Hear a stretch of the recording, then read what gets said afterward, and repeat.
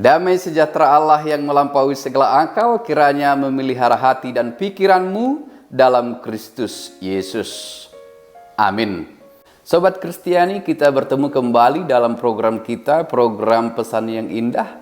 Dan saat ini pesan yang indah akan kita dengarkan dari surat Rom ataupun Roma pasal 15 ayat 7 sampai dengan ayat 13, dan ini juga menjadi khotbah di kebaktian keluarga.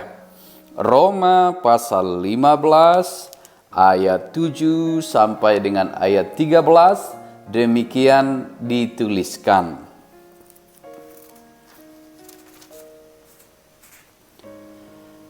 Sebab itu terimalah satu akan yang lain, sama seperti Kristus juga telah menerima kita untuk kemuliaan Allah.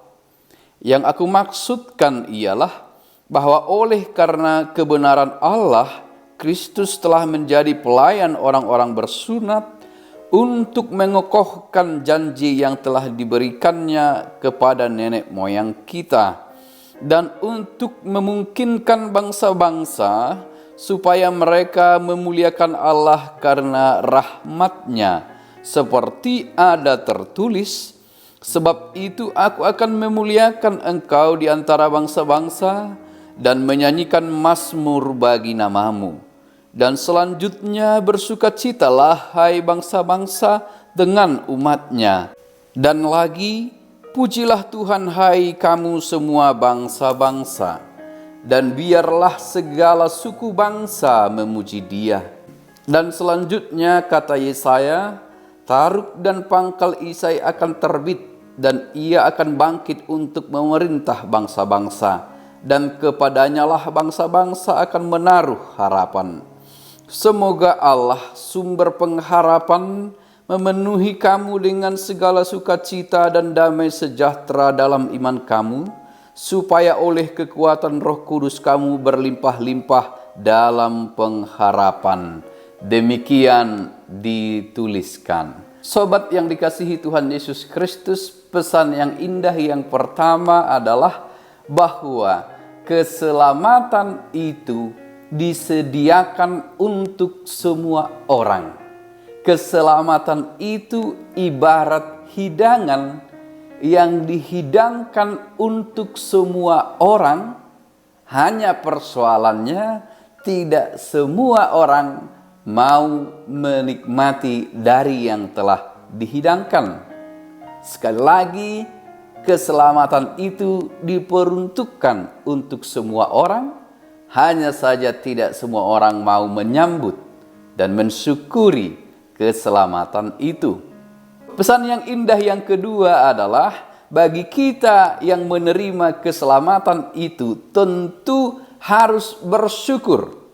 Keselamatan itu telah melepaskan dan benar-benar memerdekakan kita, dan keselamatan itu diberikan hanya oleh karena rahmat dan kemurahan Tuhan saja.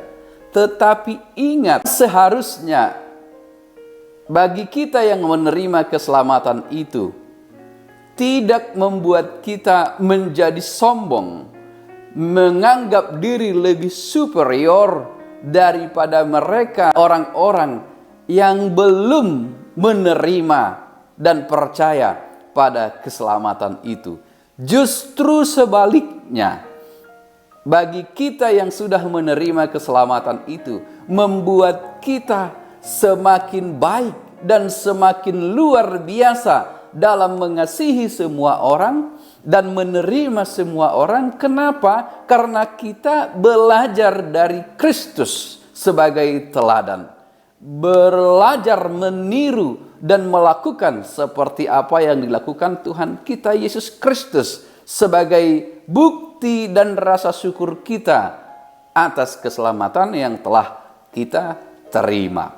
Pesan yang indah yang ketiga adalah mari kita buka Injil Lukas pasal 17 ayat 33, dikatakan, barang siapa berusaha memelihara nyawanya, ia akan kehilangan nyawanya, dan barang siapa kehilangan nyawanya, ia akan menyelamatkannya. Artinya, sebagai orang Kristen, kita mesti meniru Kristus yang rela berkorban demi seluruh umat manusia. Dan saya sebutkan tadi, bagi kita yang sudah menerima keselamatan itu, jangan lagi berpikir hanya untuk dirimu sendiri. Pikirkanlah juga orang lain. Bila kita perhatikan sistem pengajaran saat ini, mungkin kita dapat menemukan sedikit ketimpangan.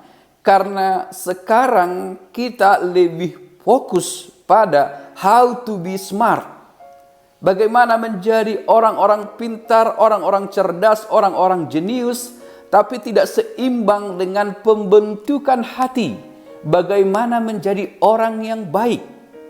Sebab jika hanya mengutamakan kecerdasan pikiran tanpa diimbangi dengan kebaikan hati, moral, pengajaran, etika yang baik, sering akan membuat orang hanya berpikir untuk dirinya sendiri. Menjadi super ego. Merasa diri selalu lebih baik. Karena ia kehilangan pengajaran yang baik. Ataupun kehilangan keseimbangan antara kecerdasan pikiran dengan kebaikan hati. Itu perlu kita perhatikan. Sebagai orang-orang yang telah menerima pembenaran dan menerima anugerah kemurahan Tuhan, demikian juga kita mestinya memiliki kebaikan, kemurahan yang sama terhadap semua orang. Pesan yang indah yang keempat adalah rahmat dan anugerah Tuhan membuka pintu bagi kedamaian dan sukacita. Seharusnya kita yang sudah percaya dan beriman memiliki sukacita lebih, menikmati kedamaian. Kenapa? Karena kita tidak lagi mencari sesuatu yang tidak pasti, tetapi kita sudah memiliki sesuatu yang pasti, yaitu keselamatan. Tinggal kita mengerjakannya. Dan dalam kehidupan kita mestinya merasakan kedamaian dan sukacita karena pembebasan, karena keselamatan yang sudah kita terima tadi.